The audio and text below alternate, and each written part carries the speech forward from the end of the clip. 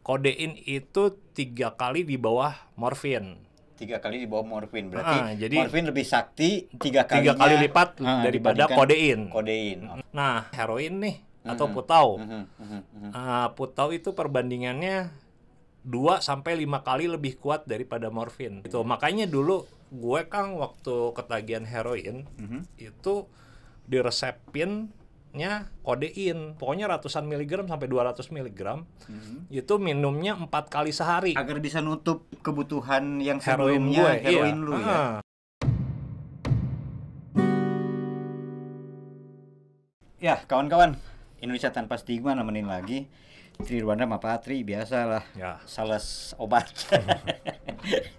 Rasa pura gue ngebayangin lu jadi sales obat, Pat. Gitu ya. Jagoan siapa? Nantilah. Pedagang kecil farmasi. Coba para pedagang besar farmasi tolong ya sponsori kanal ini. Ya, kawan-kawan, kami akan bahas satu topik yang ini jadi pertanyaan teman-teman juga. Kawan-kawan juga pernah ada yang nanyain tuh, Pat. Oh ya. Kodein bahas dong Bang, katanya. Bang, bahas kodein. Kemudian sebelumnya juga pernah ada sih dalam episode yang mana gitu, saya lupa. Oke, kita akan coba bahas dengan catatan teman-teman boleh selalu untuk berkomentar atau memberikan informasi tambahan tentang kodein ini. Kenapa begitu, Pat? Karena saya semalaman saya coba browsing tentang kodein ini, terutama lah misalnya, kan biasanya kalau kita lihat itu kalau yang namanya obat, boti atau boat atau apapun lah ya teman-teman sebut, itu seringkali kan ada berita-beritanya banyak yang penyalahgunaan, kasus-kasus yang ditangkepin, entah itu karena dia tergolong psikotropika misalnya, atau narkotika, atau diproduksi besar-besaran tapi nggak punya izin misalnya, sehingga kena undang-undang kesehatan misalnya, kalaupun bukan undang-undang narkotika atau psikotropika. Nah, ini giliran kodein saya nyari, kasus-kasus itu kok saya nggak nemu ya. Saya nggak nemu, Pat. Misalnya ada anak yang tertangkap karena, atau ada orang yang tertangkap lah ya, bukan anak. Ada orang yang tertangkap karena misalnya jualan kodein misalnya, atau mabok kodein gitu. Itu saya kok jarang, entah karena kurang teliti atau ya. Di browsing lu nggak nemu tuh, nggak nemu. Saya nggak nemu, belum nemu lah mungkin. Saya nggak tahu, makanya teman-teman boleh deh berbagi informasi ya kalau memang tahu ini kasus juga, karena kodein itu setahu saya kan dia narkotika golongan 3 ya, Pak? Narkotika kan? Iya, di bungkusnya ada tuh lambang palang merah itu. Ya, palang merah itu ya, yang narkotika. Silang merah, dan itu berarti kategorinya narkotika. Iya. Artinya orang nggak bisa sembarangan untuk dapetin itu, untuk jualan itu juga kan gitu. Iya. Nggak bisa dong. Iya, dia ketat ya. Produsennya harus pedagang besar farmasi itu, dan itu juga biasanya BUMN tuh, Kimia Farma atau apa. Selevel itulah ya. Ya, selevel itu. Yang perusahaan-perusahaan besar. Kemudian juga penyerahannya itu sesuai dengan pakai resep pertama, kemudian harus menyerahkan identitas. Gitu. Dan itu memang KTP-nya taruhnya. KTP. Kenapa kemudian lu nggak nemu gitu di Indonesia? Itu emang kodein penyalurannya itu udah sesuai gitu dengan skema narkotika gitu kan. Undang-undang narkotika sebenarnya kan ini tujuan pertamanya adalah menjamin ketersediaan narkotika untuk keperluan pengobatan kan, untuk medis itu ya. Iya. Gitu. Itu udah sesuai. Jadi bukan pelarangan yang digunakan atau pembatasan. Pengaturan ya, regulasi yang menjamin, negara harus menjamin itu. Makanya Kimia Farma produksi gitu. Oh, Kimia Farma memproduksi. Ya, Nah, kodein ini saya kalau telusurin itu kan opioid ya, Pat ya. Sebagai opioid, lu kan juga pedagang kecil opioid ya. Itu tuh gimana sih artinya? Gini, kodein yang saya tahu itu biasanya dia penghilang nyeri kan? Iya, pereda nyeri. Opioid itu udah pasti dia pereda nyeri. Tingkat ringan sampai sedang katanya gitu, Pak. Kalau saya baca di beberapa literatur. Jadi kodein itu termasuk yang itu. Jadi misalnya pereda nyeri untuk tingkat yang rendah, ringan ya, sampai ke yang sedang. Nah, kemudian dia juga bisa untuk obat batuk, kan gitu. Iya. Obat batuk katanya kodein juga. Betul. Nah, sejauh yang lu ketahui sebagai pedagang kecil opioid, itu emang efeknya seperti apa sih kodein? Ini kan ditanyain juga. Kodein ya. Yang pasti tadi pereda nyeri. Oke, kemudian karena opioid ya. Karena opioid. Kemudian opioid juga itu kan dia depresan ya. Jenis obatnya dia menekan susunan saraf pusat. SSP itu. Ya, susunan saraf pusat sehingga napas menjadi lebih pelan gitu ya. Terus juga detak jantung juga melambat. Itu depresan. Kemudian jadi ngantuk, biasanya gampang tertidur. Itu ciri-ciri opioid gitu. Makanya sama opioid tuh. Pada umumnya begitu ya? Iya, ciri-ciri opioid gitu. Pereda nyeri, kemudian dia depresan. Sama dengan morfin ya berarti? Nah, opioid itu kan gini.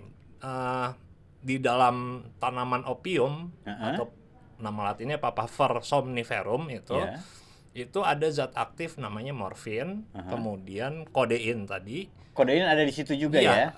Sama tebain. Tebain ini banyakan diproduksi untuk obat-obatan di Amerika banyak nih kayak oksikodon, oksikontin dan seterusnya gitu-gitu. Gitu. Nah, jadi turunannya gitu dari opium tadi. Opium, morfin, kemudian ada yang semi-sintetisnya morfin itu heroin namanya. Gitu. Nah, ini sebagai perbandingan ya. Kayak misalnya gini. Morfin itu kekuatan analgesik pereda nyerinya. Analgesik itu 1/360 dari acetaminophen atau paracetamol. Oke. Jadi berapa? 1/360. Jadi dengan minum sebut morfin. Aja kalau itu minum morfin 1 berbanding dengan 360 paracetamol. Yes. Jadi bisa langsung cager banyak. Iya, pereda nyeri lah gitu. Nah, kodein. Lu literatur dari mana itu? Ini artikel sih dari Washington Post, tapi dia ada lah itunya. Artinya kredibel lah ya datanya. Terus kodein itu gini. Kodein itu 3 kali di bawah morfin. 3 kali di bawah morfin. Berarti jadi morfin lebih sakti 3 kali lipat daripada kodein. Oke, perbandingannya kayak gitu ya. Gitu. Nah, yang paling banyak di pasar gelap itu kan heroin nih atau putau. Putau itu perbandingannya 2 sampai 5 kali lebih kuat daripada morfin. Sebutlah 5 kali lebih kuat daripada morfin ya. Kuat dari morfin. Gitu. Makanya dulu gue kan waktu ketagihan heroin itu diresepinnya kodein.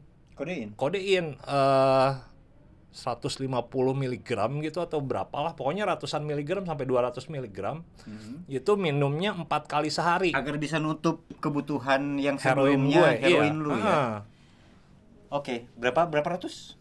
Sebutlah 150 sampai 200 mg ya. Gitu. Kodein gini, Pat. Dan itu minumnya 4 kali sehari. 4 kali sehari. Tiap 6 jam berarti kan. Tiap 6 jam. Pat, biar orang awam juga bisa ngikutin obrolan ini, Pat. Gini, si kodein yang lu minum itu, kodein itu di Indonesia bentuknya tuh kan setahu saya ada yang sirup juga ada kan? Ada. Terus ada yang tablet juga. Gitu, bentuk tunggal gitu, Pat. Kodein. Ada yang tunggal, ada yang campuran. Oke. Nah, merek yang terkenal di Indonesia sebelum lu lanjutin sebagai bukan penawar ya, sebagai pedagang. Sebagai pengganti heroin tadi gitu kan. Pengganti lah, sebut aja dalam bahasa sederhana pengganti heroin tadi.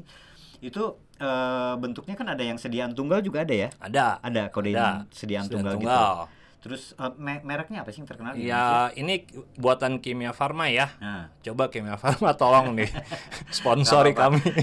Kawan-kawan, ini harus berkali-kali saya jelasin ya, kami nggak dibiayain sama perusahaan obat, cuma kadang-kadang kami mau nggak mau harus menyebutkan merek itu loh. Iya. Karena ya, biar memudahkan komunikasi biar gampang aja lah, biar kita bisa mudah mengenal. Buatan Kimia Farma mereknya Kodicaf. Itu bentuknya tablet ya. Itu ada yang 1 tabletnya 10 mili, ada yang 15 mili, ada yang 20 miligram. Oh, jadi macam-macam ya, ada berapa dosisnya ya? Iya, jadi tergantung si dokternya, kira-kira kalau lu batuknya parah banget gitu, atau butuh pereda nyeri yang itu, ya diresepinnya yang 20 miligram, gitu. Itu untuk obat batuk. Itu yang sediaan tunggal. Sediaan tunggal. Nah, ada juga nih kayak misalnya, yang campuran. Campuran. Ini nggak ada campuran yang lagi.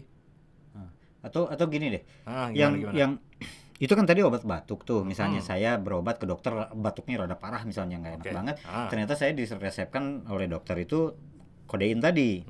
Oke, itu untuk obat batuk jelas. Tapi lu tadi cerita itu saat ngalami kecanduan heroin, kemudian berobat dan kemudian dikasihnya kodein. Itu untuk apa Pat kodein kok dikasihin ke lu? Untuk meredakan rasa sakitnya atau apa? Iya, meredakan rasa sakitnya. Yang tadi yang gua ketagihan heroin itu. Iya. Kok bisa diresepkan kodein ya? Iya kan karena sama-sama opioid. Oke. Heroin itu opioid gitu. Yang tadi ya. Dia pereda nyeri. Depresan, depresan, gitu. Kodein juga sama, gitu. Tapi kekuatannya kan tadi yang gue bilang, kalau heroin itu 5 kali lebih kuat daripada morfin, sementara morfin 3 kali lebih kuat daripada kodein, gitu. Maka dibutuhkan dosis yang tinggi, gitu. Minumnya juga 4 kali sehari, gitu, tiap 6 jam. Nah, apa bedanya dong kalau gitu? Lu sebelumnya pakai heroin, terus berobat malah dikasih kodein yang sama-sama efeknya kan? Iya, tapi kan itu resmi, obat resmi. Heroin itu kan obat jalanan. Oke. Karena itu ya, semata-mata karena itu ya. Dan itu kan sebelum itu istilahnya tuh detoksifikasi ya, supaya gua bisa bersih dari heroin itu tadi. Menghilangkan racunnya ya, sebut aja gitu ya. Dan itu kodein itu memang diresepkan pada akhirnya kan. Beda dengan penggunaan heroin lu waktu itu yang memang kan nggak diresepin. Tidak diresepkan, ugal-ugalan makanya kan gitu ya. Nah, maka kemudian lu ke dokter tapi kemudian diresepkan kodein. Kodein pada tingkat tertentu bisa menyebabkan kecanduan nggak? Oh iya, pasti. Jelas ya. Nggak usah kodein, Kang. Apapun ya? Iya, apapun. Kalau dikonsumsi rutin. Kayak apa ya? Yang pernah kita bahas deh, paracetamol gitu, ya kan? Lu saat misalnya, jadi nanya ke lu nih. Saat misalnya waktu itu mengikuti terapi, ada nggak istilahnya terapi kodein nggak kan? Beda dengan metadon. Namanya kan? Terapi simptomatik disebutnya. Jadi ya karena gejala putus obat heroin adalah ya gitu ya, ingusan, diare, sakit-sakit badan. Maka gejala-gejala itulah yang diobatin itu menggunakan kodein pakainya. Karena si susunan kimianya sama gitu. Karena opioid itu ya, opioid. Nah, pada saat lu pakai kodein tadi, itu bisa nggak sih orang bilang lu mengalami kecanduan baru? Karena akhirnya mengonsumsi kodein secara rutin juga akhirnya. Iya, waktu itu. Nah, ini dia kan namanya program detoksifikasi itu. Gua setidaknya gini, si dokternya itu meresepkan kodein dengan dosis yang semakin turun.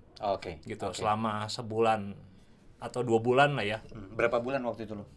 2 bulan lah ya, 2 bulan. Gitu. Jadi mulai dari kodein nih, kodein yang benar-benar opioid.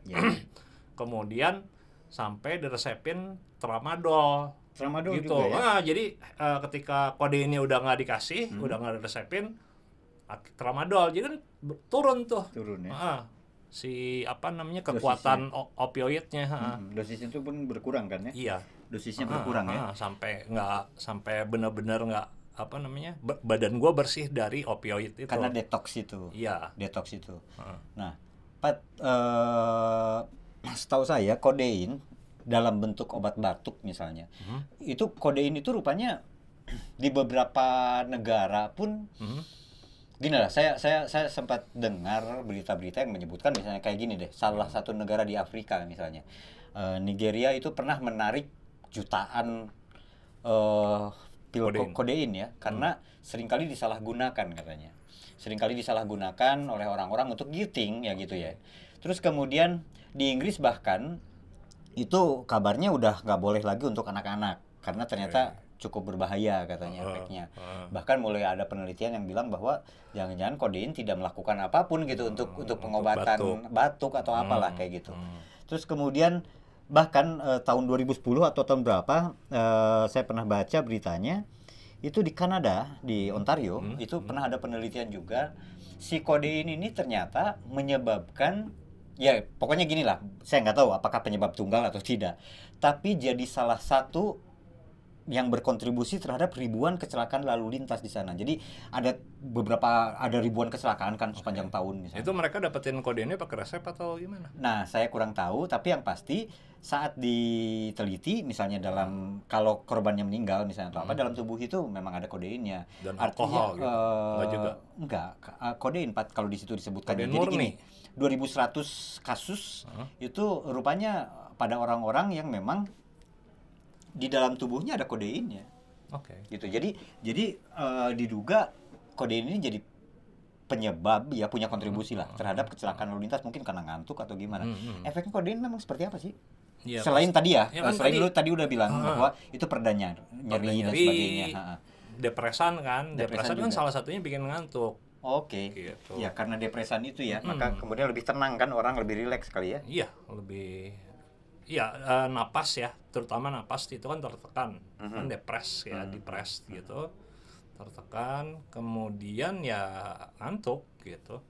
Salah satu efeknya ngantuk ya. Makanya dulu obat-obatan opioid ini disebutnya narkotik gitu. Apa? Narkotik. Narkotik. Iya. Itu kan dari asal katanya narkosis ya, keadaan mati rasa, tidur gitu. Ya anak sekarang bilangnya giting banyak. Ya kan, lagi tinggi kan, orang dalam keadaan begitu. Jadi artinya kodein bisa menyebabkan itu juga ya. Jadi kayak gitu teman-teman, yang kami coba lihat itu ada rupanya banyak penelitian di luar negeri itu sampai menunjukkan sampai seperti itu. Saya nggak tahu di Indonesia kayak gimana sih. Nih di Indonesia ya ada nih yang bukan sediaan tunggal, dia campuran kodein sama paracetamol. Itu. Kodein sama paracetamol. Diapain? Obat itu? Iya obat. Obat. Tetap resep ya? Mereknya Koditam. Tetap harus dengan resep kan? Terus ada lagi campuran kodein, guaifenesin tambah phenyltoxomin plus thyme. Ini obat batuk ini. Obat batuk ini.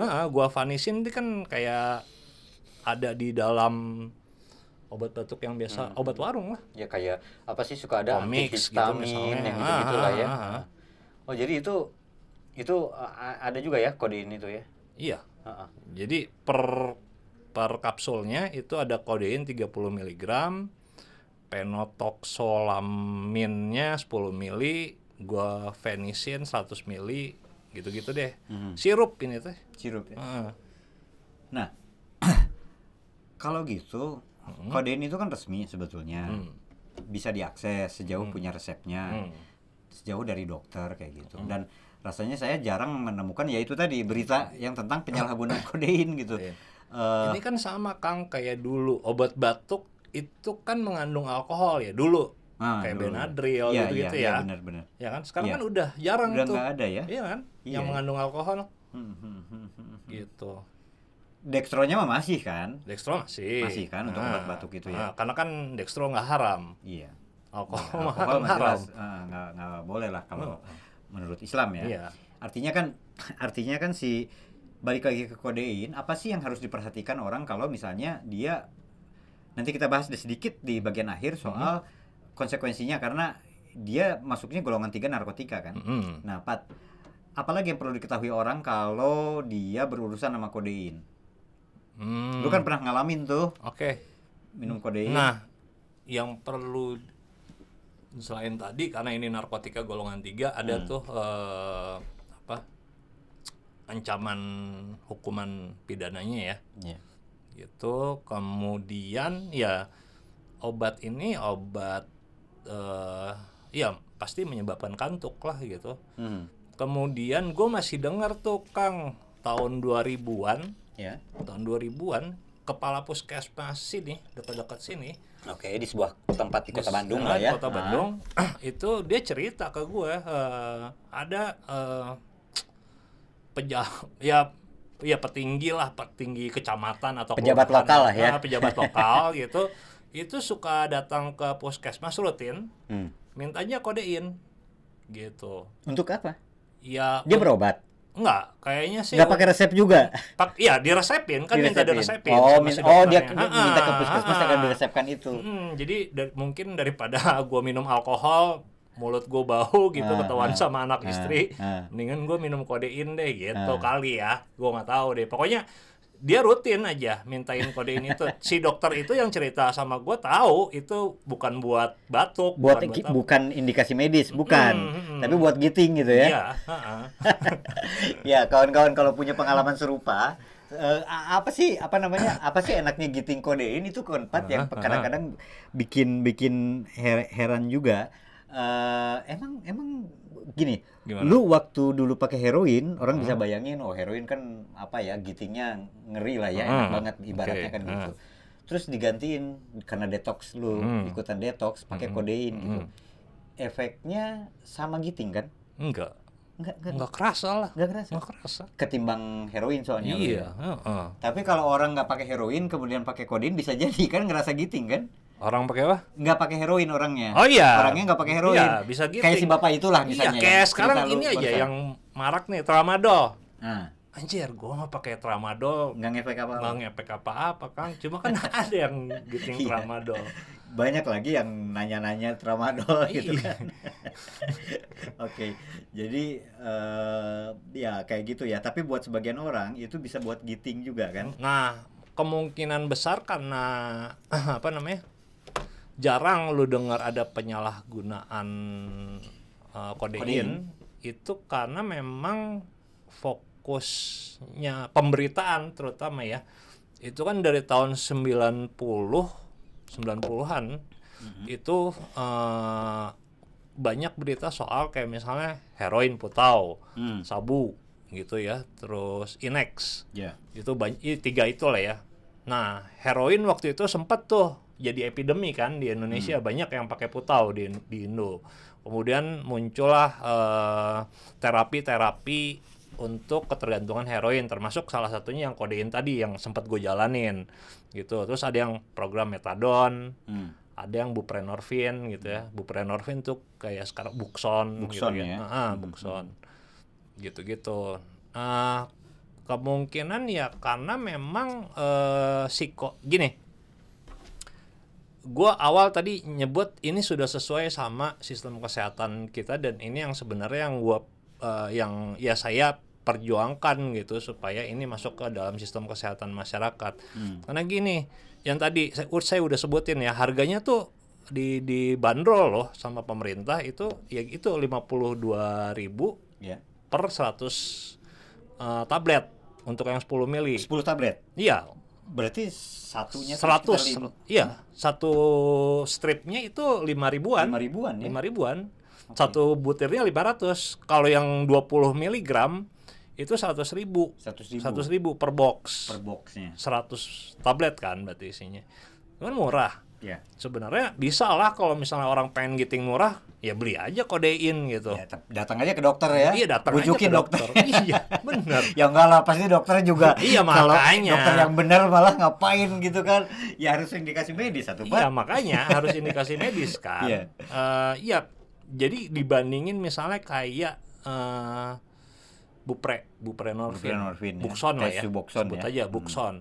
Buxon itu dari awal datang ke Indonesia emang dia untuk terapi ketergantungan heroin gitu, tapi dia melewati bukan sistem kesehatan masyarakat tapi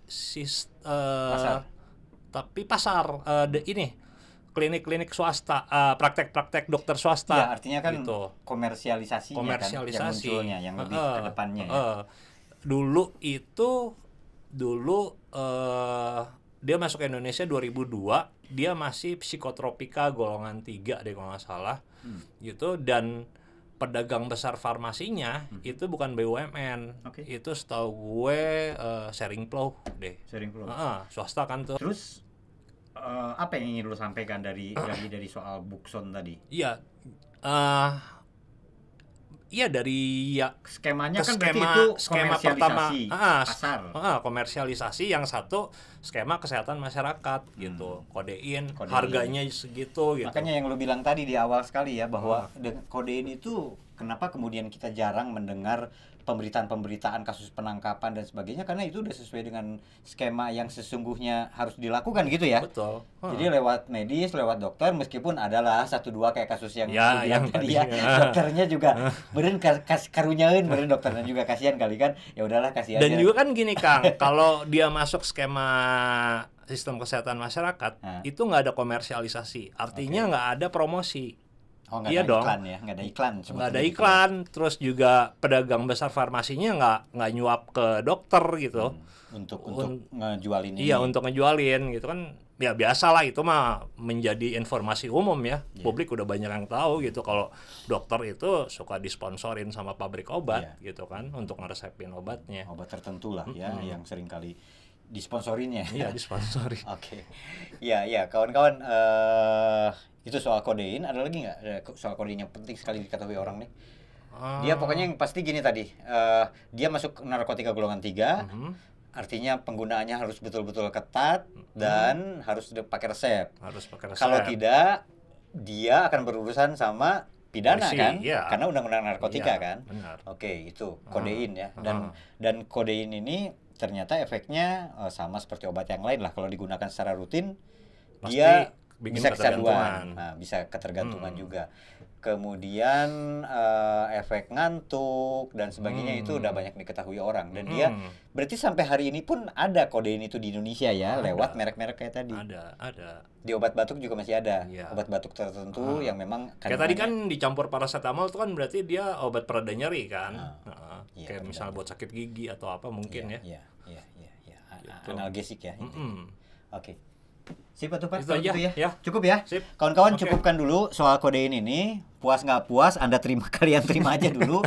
Yang pasti kami nggak tahu segala hal di dunia ini kan gitu ya. Teman-teman mungkin tahu lebih banyak. Ada bisa jadi kalian tahu lebih banyak dari kami. Berbagi cerita deh di kolom komentar, ada selalu kami sediakan untuk teman-teman ya. Oke, kita pamit ya Pak ya. Yuk, makasih banyak. Makasih.